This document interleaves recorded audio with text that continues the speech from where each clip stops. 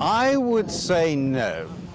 And I think there's a couple of issues that you've got here with marketing. I think one, if you look at the quantitative data, if you really take it up to a macro level and look at what actually drives consumers spending more on products, what we'd argue is there's only been one event over the past 10, 15 years where really you've seen a notable shift in terms of how consumers spend, and that was the inflation crisis of 2022 to 2024.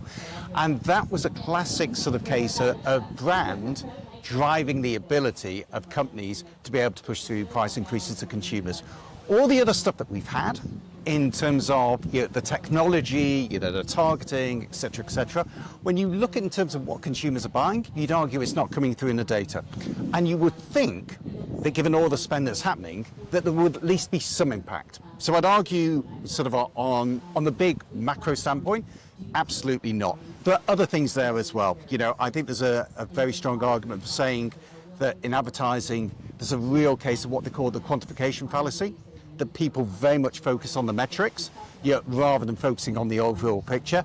And that's linked into the old phrase, of course, that people are missing the wood for the trees, that essentially they're finding it very, very hard to actually work out what is advertising's true purpose, because they get lost in so many sort of detail points and data points that they're just overwhelmed.